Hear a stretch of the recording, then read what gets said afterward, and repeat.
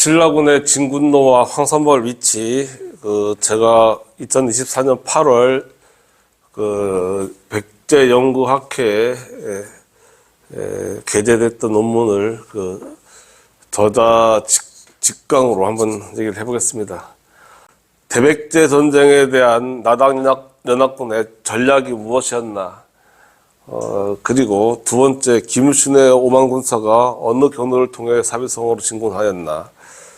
그리고 세 번째, 계백의 5천 결사대가 선택한 황산벌의 위치는 어디인가?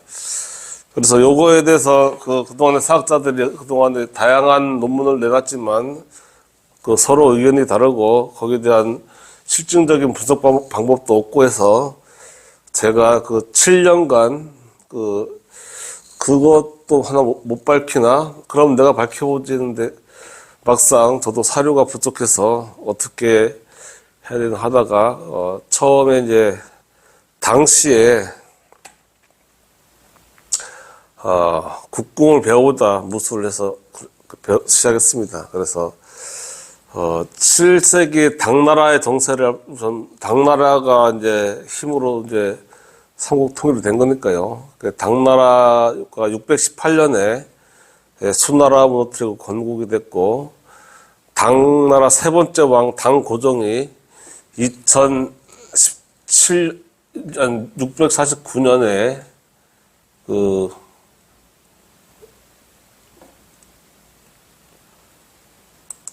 이걸 해보죠.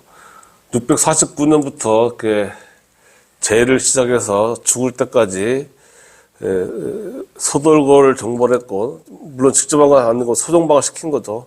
660년에 또 역시 소정방을 시켜서 백제를 멸망시켰고 고구려까지 멸망시켰고요. 그때 이제 중국 최초의 여자 왕제 측천부가 이때 등장하는 거죠. 고종의 첩이었다가 이제 여자 황제까지 되는 거죠. 그래서 654년에 김춘추가 왕이 된 다음에 6년 후에 통일이 되는 거죠. 빨리빨리 진도를 해야겠네요. 그래, 당나라 소정방의 나당연합군의 군사 전략이 무엇인가? 요거에 대해서도 다들 기존의 사학자들이 많이 간과하고 있는데요. 군사 전략을 알아야지만이 신라군의 진군로를 알 수가 있고, 그 진군로상의 한 지점이 황산벌이기 때문이죠. 그래서 성동 격사입니다. 36개 중에 하나로 동쪽에서 소리를 내고 서쪽을 친다는 거죠. 그래서 유인을 한다는 거죠. 그래서 고구려에 대해서 우선은 이제 고구려 북방 요소 지역으로 당나라군을 전진 배치시켜서 여화강을 중심으로 이제 백제군을 이제 고구려의 북방을 긴장시켰죠. 그리고 백제 5만 군사를 경기도 이천까지 보내서 또 고구려의 남방을 또 긴장시켜서 나당연합군이 백제로 진군할 때 고구려가 원군을 하지 못하도록 도와주지 못하도록 발을 묶어놓은 거죠. 잘 묶어놓고 성공적으로 기만작전을 한 거죠. 그리고 두 번째, 백제에 대해서는 백제 주력군을 당진, 내선, 청양 방향으로 과반 이상을 이렇게 유인해서 거기에 고립시켜 놓습니다. 그래서 주로 이제 예산에 있는 임존성 부근에서 백제군이 공성전을 벌이기 위해서 이제 딱 농성전을 하게끔 이렇게 묶어놓지 않았을까 이렇게 추정이 되고, 마지막에 사비성 아래에서 갑자기 이제 신라군하고 합군이 되는 거죠. 그리고 지도를 보면은 경주가 실제로 한참 밑에 있지만 경주에서 추풍령을 해서 이제 신라군이 이렇게 해서 이천까지 갔다가 한강으로 해서 덕물도에서 이제 당나라군하고 만나고 다시 신라군은 이렇게 다시 회군해서 영동에서 탄현으로 지났다. 이게 이제 제 논문의 이제 핵심 주제고, 당나라군은 내사랑까지 갔다가 다시 이제 백제 주력군이 출발하니까 다시 후퇴해서 배를 타고 다시 보령으로 와서 청령까지 갔다가 다시 또 회군하면서 부여로 왔다. 회군할 때 다 13만 대군이 다 회군한 건 아닐 테고 한 1000명이나 뭐 5000명 이렇게 여기에 주둔해서 여기다 주력권을 막아놨겠죠. 제 생각에는 이쪽이 아니고 이쪽으로 공주 가는 쪽으로 이렇게 막아서 돌아오지 못하게끔 이렇게 하지 않았을까 생각이 들고, 전체 지도를 보면요, 경주에서 출발해서 이렇게 길게 갔다가 다시 유턴해서 요 길이가 314km가 되고요. 다시 이렇게 유턴하는 길이도 한 250km 이상 돼서 전체가 신라군은 39일 동안 천리 행군보다도 많은 한 590km를 걸어갔다. 그래서 하루 평균 15.3km씩 진군하고 나왔습니다. 이게 이제 당나라 군들이 이렇게 지나온 자리고요. 그리고 그동안에 그 학계에서 추정하는 신라군의 중군은 크게 세 가지입니다. 이렇게 옥천에서, 옥천에서, 대전 시내로 남부 쪽으로 해서, 태미곡에서, 정림독곡에서, 흑성리에서, 양정곡으로 넘어갔다. 요게 소수 의견인데 저는 요 의견을 이제 맞다는 거죠. 그리고 대부분 학계에서는 여기 옥천에서 지금의 추부, 성동천 따라서 성황천이죠. 성황이 여기서 죽었기 때문에 이렇게 해서 이제 지금 마전으로 해서 진산으로 해서 넘어갔다. 이게 대부분 학설이고, 일부는 또 전라도로 해서 이렇게 넘어갔다. 근데 저는 두 군데가 여기 2번도 그렇고 3번도 그렇고 탄현이 너무 가깝다는 거죠. 황산벌에서 2번 코스는 하루 반나절이면 되고요. 여기도 두 번째 전라도 쑥곡에도 이틀이면 황산벌에 도착한다는 거죠.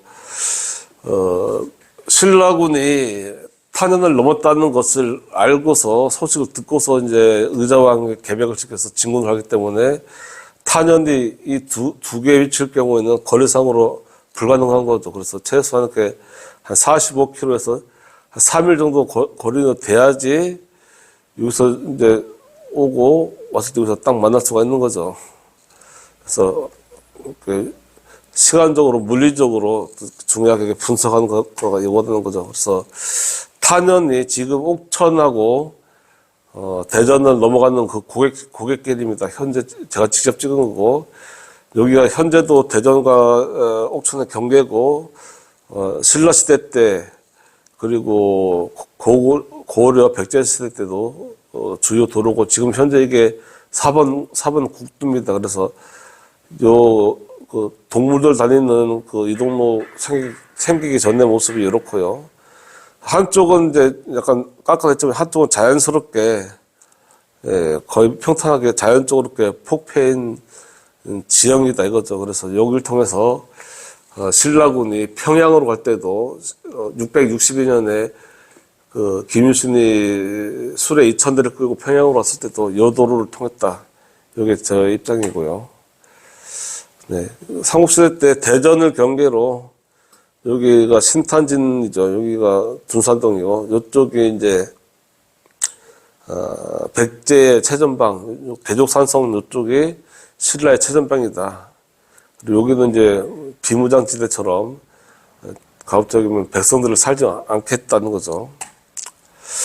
자, 요게 제 논문에서 굉장히 제가 공을 들인 거고, 이 지도를 그리기 위해서 좀 많은 시간이 걸렸죠. 이제 심사할 때도 이렇게 자세하게 그린 근거가 뭐냐 하는데, 요게 7세기 660년경에 투풍령 이서지역, 그러니까 서쪽 지역으로 된 신라의 교역로죠. 신라의 교역로고 일부 백제의 교역로고, 그래서 김천에서부터 투풍령으로 신라의 김유신 5만 군사가 이렇게 넘어서 투풍령, 한간, 영동, 그래서 이쪽 이천으로 갔다가 내려올 때도 다시 이렇게 회군해서 영동에서 옥천으로 가서 탄현을 넘어서 대전 파남동에서 보무산 지나서 도마동의 정림동 거기에 지나서 흑성리로 가서, 여기가 진현성이죠. 흑성리 당나라군이 백제 군사 800명의 목을 뱉다는데, 그리고 양정고개를 지나서 연산시장 삼거리다 이거죠. 그리고 이제 요 만나는 지점이 여기가 이제 지금 계산이 그 중앙사거리에서 구교사거리 그 사이에 이렇게 겹치게 됐다 이거죠. 그래서 김천부터 추풍령, 황간, 영동, 옥천군에 아무런 산이 없습니다. 그냥 평탄한 평지예요. 탄현이 조금 고개가 있고 뭐 탄현 고개봤자 172m인가요? 그렇게 돼 있고 요 지도를 그렸는데 이제 그 도로라는 것이 옛날이나 지금이나 똑같이 이렇게 낮은 데를 제일 낮은 데를 간다는 거죠. 그래서 삼국시대 때 추풍령을 냈다고 해서 냈는데 다시 고려 시대 들어와서 추풍령 말고 높은 데로 도로를 내자. 이건 바보가 아닌 이상 그렇게 할 수가 없죠. 그래서 지금도 추풍령으로 고속도로, KTX, 경부선 수도 다 지나가고 있죠. 네, 요게 이제 신라 직노가 되고요. 또 탄현에서 이제 분기점이 대전시 동구 세천동 118의 1번지가 평양으로 가는, 청주에서 평양으로 가는 그 도로와 그 사비성으로 가는 도로의 분기점일 것이다. 저는 이렇게 현장을 이렇게 가보고서 이렇게 분석을 한 거고요. 또, 청남대로에서 여기 양산 산성으로 가는 이쪽에서 이제 대청 때 수몰 전에 사진을 보니까 여기서 이렇게 건넜더라고요. 여기서 이쪽으로, 나루터가 있었던 거죠. 그래서 신라군이 그래서, 경주에서 한양을 할 때는 금방을 2번 넘는 거죠. 기존 학설들이 이렇게, 벌곡천을 따라서 진산에서 벌곡천 따라서 이쪽으로 이렇게 하나 넘어오고요. 여기 황령제죠. 그리고 또 이쪽으로 하나 또 넘어오고 또 하나 양천 쪽으로 이렇게 넘었다. 제가 세 군데를 다 가봤는데 다 굉장히 가파릅니다. 높이도 가파를 뿐만 아니라 수레가 다닐 수 없는 굉장히 가파르고 좁은 비탈길입니다. 그래서 요거는 말이 안 된다는 것도. 기존에는 신양리가 황산벌이라고 하는데 저는 그건 아니다는 얘기죠. 또 진군 일정도 제가 계산하는 데서 많이 공을 들인 건데 하루에 15.5km를 진군한 거를 이제 역산해서 하면은 7월 6일 저녁에 탄현에 신라군이 도착을 합니다. 그리고 황산벌에는 7월 9일 저녁에 도착하는 거죠. 그리고 이제 7월 6일 날 도착한 걸 보고서 백제 그 척후병이 밤새도록 말을 달려가지고 65km를 가서 사비성의 의장한테 보고해도 7월 7일 아침이 되는 거죠. 그때 아침에 부랴부랴 회의를 하고 군사를 차출하고 오후에 출발을 시켜도 계백장군하고 오촌 결사대는 7월 9일 오전에 돼야지만이 황산벌에 도착한다는 거죠. 그렇기 때문에 그러니까 백제군도 똑같이 하루에 15.5km 진군했다는 거를 가정을 한 거죠. 그래서 요게 제 논문의 하이라이트인데요. 황산벌이 그래 어디냐? 현재 연산시장 삼거리 여기죠. 여기를 기준으로 반경 500m라는 거죠. 요게 반경 500m, 지름으로 1km죠. 요게 이렇게 빨간 게 백제군이 3군영을 꾸렸고요. 신라군은 이제 요 교역로를 따라서 연산천 따라서 이제 가는 좀 교역로에 딱 막은 거죠. 그래서 여기가 연산시장 삼거리가 당시에 백제에서 이제 연산에서 그 양촌으로서 전라도로 가는 길과 대전으로 해서 옥천 가는 길이 만나는 백제 교통의 요충지였다. 그래서 여기서 이제 김일수 장군이, 그러니까 백제군이 오천결사대가 이렇게 딱 치자마자 점심 때 치고서 바로 오후에 딱 몇 시간 차이로 딱 들어온 거죠. 그래서 뒤에 수레 2,000대 보급병하고 쭉 길게 들어온 거죠. 그래서 가천 항령산성에서도 직선으로 1.2km라서 화살에 화망이 형성되지 않습니다. 그래서 이제 여기서 버리다가 여기서 신라의 자군 측에서 여기서 이제 관창이 그 계백에게 그 죽임을 당했던 관동리가 이쪽이 되는 거죠. 그래서 마지막에 그 다음날 이제 수락산까지 이제 계백 장군들이 이제 후퇴하면서 여기서 다 전멸당한 걸로. 그래서 수락산이 목이 떨어진 산이다 해서 백제 군사 목이 많이 떨어졌다고 해서 붙여진 지명이고요. 실제로 화망은 여기서 연산 삼거리에서 여기까지가 200m입니다. 여기서 치다가 정면 돌파를 하면은 양쪽으로 빨간 선까지 이렇게 백제군들이 좁혀서 여기서 화망을 형성하면은 현대전에서 기관단총으로 양쪽에서 죽음의 계곡, 데스밸리를 형성하듯이 적은 수의 방어 병력으로도 많은 수의 공격 병력을 효과적으로 제압할 수 있는 그런 거죠. 그렇기 때문에 김일신이 함부로 대들지 못하고 같이 이렇게 양쪽으로 이쪽 우군부터 1, 2차, 3, 4차는 자군 치고 마지막에 총공격을 다 같이 한 거죠. 네, 여기 나오죠. 1, 2차는 우군이 하고 그때 이제 그 반골이 투입됐다 죽고요. 3, 4차에는 이제 김품일 장군의 아들 관창이 투입됐다 죽은 거죠. 야, 그리고 이제 여기가 황산벌에서 사백성까지의 마지막 진군도도 제 논문에는 안 나와 있지만, 좀 더 파악하려고 가봤는데, 현지 답사를 몇 번 가봤는데요. 논산선을 따라가다가, 연산선을 따라가다가요, 항원리에서 신풍리, 갈산리에서 성동면 사무소, 또, 여기 또 석성면 사무소가 있습니다. 석성면 사무소 통해서 부여 나성의 그 남쪽 지방에, 이렇게, 지금도 2차선 도로가 있죠. 옆에 신장로가 있지만, 한 번 개설된 도로는 천재지변에 의한 지형적인 변화가 없는 이상 계속 유지가 되는 거죠. 그래서 로마에만 2000년 전 도로가 있는 게 아니고, 지금도 그 2000년 전의 도로가, 1400년 전의 도로가 지금도 그대로 확장돼서 이제 이용되고 있다는 거죠. 경주에서부터도 추풍령까지도 궁금해가지고 이 추풍령이죠. 그래서 경주에서 몇 번, 한 3번 정도 가봤는데 요 803을 기준으로 요 밑으로 가는 길하고 거리는 똑같은데 신라가 이제 북방 정책을 피기 때문에 어차피 밑에는 다 자기들 땅이니까 북쪽으로 고구려하고 백제를 견제하고 있어 이쪽으로 루트가 맞을 것이다. 가운데 803 지나는 요 길로도 가봤는데 여기는 워낙 경사가 심한 언덕이 2개가 있고 터널도 있고 해서 여기는 수레가 다닐 수가 없습니다. 그렇기 때문에 이쪽으로 해서 구미에서 낙동강을 건넜다. 요게 이제 합리적인 추론이고요. 그래서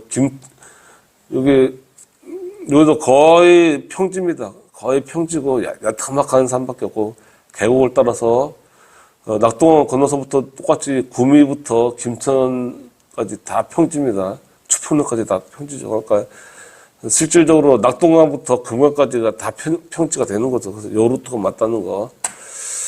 한국통일의 의미 마지막으로 그동안에 한반도에 자잘한 시족국가 3국이 통일됨으로써 근대 국가가 형성됐다는 거고 전쟁이 끝남으로써 최전방 적경지역이었던 옥천, 대전, 청주, 한강의 평화의 시대가 도래했다는 것.